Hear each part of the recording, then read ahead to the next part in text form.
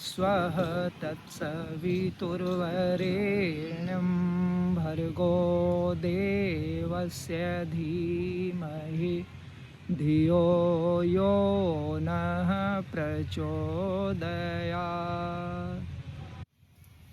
मैं आपके सामने एक और अनुभूति पेश करना चाहता हूँ, बताना चाहता हूँ।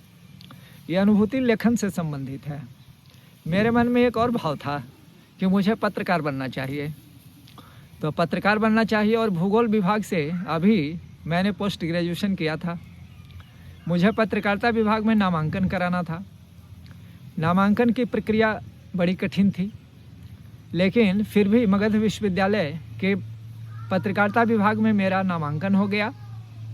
मैंने निष्ठापूर्वक पत्रकारिता का कोर्स किया, उसमें मेरा डिस्टिंक्शन मार्क्स आया। पत्रकारिता में भी डिस्टिंक्शन मार्क्स आया, जबकि पढ़ता तो था ही मैं, लेकिन ज़्यादातर गुरुदेव का काम किया करता था। जब पत्रकारिता की डिग्री मिल गई, जिस समय मैं प्रशिक्षण ले रहा था, उस समय ही किसी का नाम अखबारों में देख करके मेरे मन में बड़ी खुशी होती थी और बहुत ही लगता था कि काश मेरा भी नाम अखबारों में आता, बड़ा अच्छा रहता। पत्रकारिता के प्रशिक्षण के क्रम में ही मैंने अखबार में कुछ लिखना शुरू कर दिया। जब लिखना शुरू किया, भगवान की ऐसी कृपा कि अखबार में पहला लेख मेरा जो निकला वो परम पूज्य गुरुदेव कि हमारी वसीयत और विरासत से ही एक संदर्भ मैंने लिया था कि और प्रेतों ने करार का पालन किया, और प्रेतों ने करार का पालन किया। इस प्रेरक प्रसंग से मैंने शुरुआत की अपनी पत्रकारिता की। मैंने इसको क्या मेरे मन में आया, परम पूज्य गुरुदेव का नाम लेकर के मुझे ये बड़ा रोचक प्रसंग लगा और मैंने पटना आज में, दैनिक आज में मैंने उसे भेज दिया। अगले ही दिन देखा मैंने कि बहुत बड़े बड़े अक्षरों में वह छपा हुआ है, अध्यात्म वाले कॉलम में, और मेरा पहला लेख छपा हुआ है। परम पूज्य गुरुदेव का नाम भी उसमें देख करके मुझे अपार खुशी हुई। उसके बाद फिर मेरा भी नाम छपा हुआ है। बहुत सारे लोग, उस समय तो फ़ोन थे नहीं, लेकिन जो गया में मैं रहता था मिलते थे, वो पढ़ते थे उन दिनों अखबार। बहुत सारे लोग, चूँकि दूसरी मीडिया के स्रोत नहीं थे आज की तरह, मोबाइल और इतने टीवी तो थे लेकिन, और दूसरे लोग, लेकिन फिर भी अखबारों को पढ़ते थे। बहुत ही मुझे खुशी हुई। उसके बाद एक सिलसिला चला। गुरुदेव और गायत्री माता, गायत्री मंत्र आदि के संदर्भ में जितने भी आलेख हमने लिखे वो कादम्बिनी में भेजा, कादम्बिनी में छप गए। दैनिक हिंदुस्तान में भेजना शुरू किया, दैनिक हिंदुस्तान में छपते थे। उसके बाद फिर आर्यावर्त 96 में यहाँ पटना से निकला। उस समय मैं बेरोजगार भी था, प्राइवेट स्कूलों में पढ़ाता था, कुछ गायत्री परिवार का कार्य करता था, गायत्री शक्तिपीठ गया से जुड़ा हुआ था, और ज़्यादातर वहाँ पर बैजनाथ प्रसाद अग्रवाल जी जो गया के थे, उनके द्वारा ज्ञान रथ चलता था और पुस्तकालय चलता था, उसमें मैं काम करता था।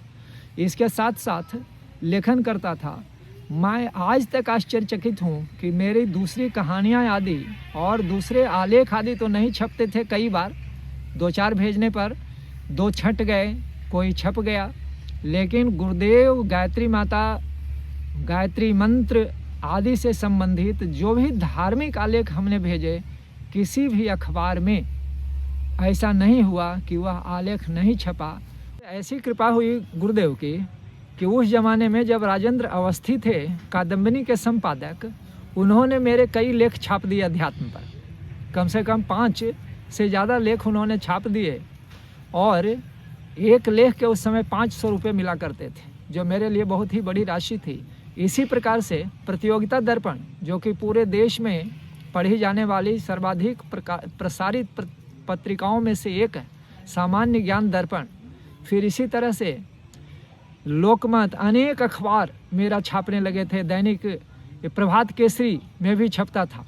मैं बहुत ही आश्चर्यचकित था कि जिधर मैं लिख के भेजता हूँ छोटी छोटी कहानियाँ, आलेख, प्रतियोगिता दर्पण, प्रतियोगिता संसार एक पत्रिका निकली थी, उन सभी पत्रिकाओं में मेरे दूसरे लेख भी छपने लग गए थे।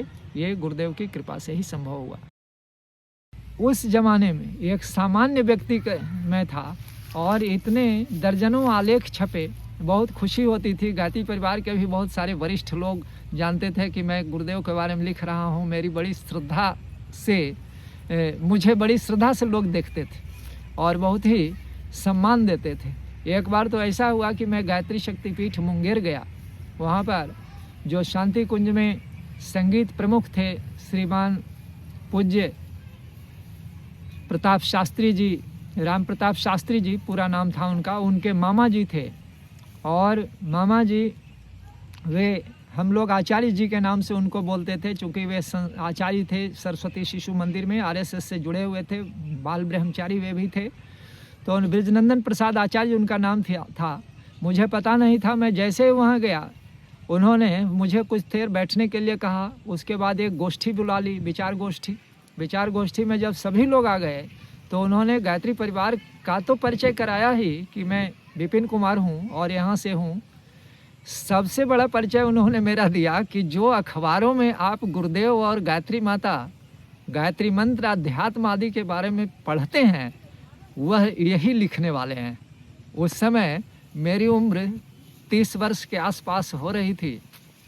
मैं बहुत ही खुश हुआ कि प्रभु आप क्या करते हैं। जैसे तेज हवा के साथ मिल करके एक तिनका आकाश में उड़ जाता है, वही आपकी कृपा इस प्रकार होती है कि आपकी कृपा से पंगु जो है वो गिरवर को लांघ देता है और मूक वाचाल हो जाता है। वही स्थिति है जो आदमी अपने बचपन में एक आवेदन के लिए भी सीखता होगा लिखने के लिए। आपके बारे में जब वर्णन करना हमने शुरू किया, आपके बारे में जब लिखने का भाव मेरे मन में जागा, तो जो भी भेजा गया वही अखबार में छपने लायक हो गया।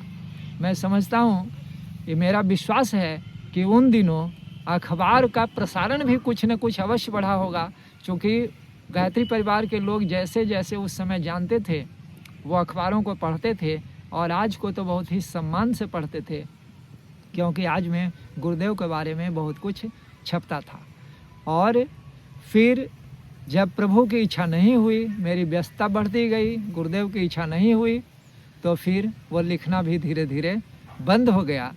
और वह स्थिति जो मेरे लिए थी वो बहुत ही दिव्य थी। मतलब इतना दिव्य और इस प्रकार मैं इतना गदगद हूँ कि मैं पूरी बात को स्पष्ट भी नहीं कर पा रहा हूँ।